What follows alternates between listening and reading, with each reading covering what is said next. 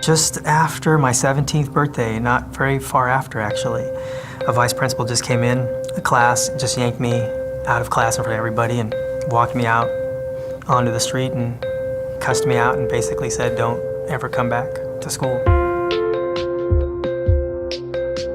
Breaking the cycle of failure will mean that our young people will have the belief in their ability to respond to any desire, any passion, any dream that they may have.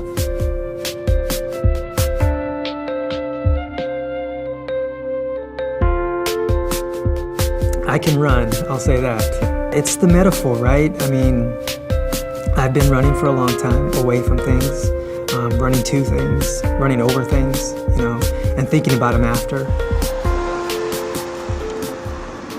I went to 6 high schools within 3 years. And I, was a pretty angry kid growing up.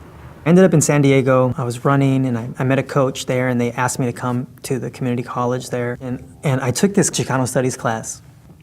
So I tried to fake it and I thought, well, my professor, he's Latino and he'll understand.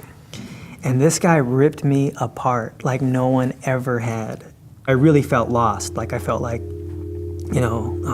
I don't know what the hell I'm doing.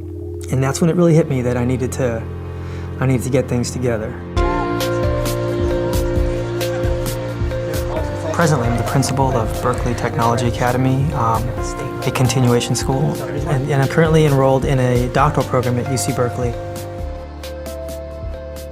The raw brilliance of our young people is both what inspires me to work, and it's also the very thing that kind of kills me slowly when you see it being drained out of young people. Schools are becoming antithetical to innovation, to growing the genius in young people.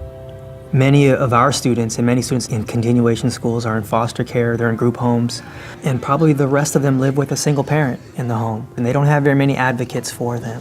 And the model for 150 years has been, well then let's straighten these kids out, let's reform them. You absolutely cannot have a school where you expect students to succeed and you ignore what's happening within the home and within the community.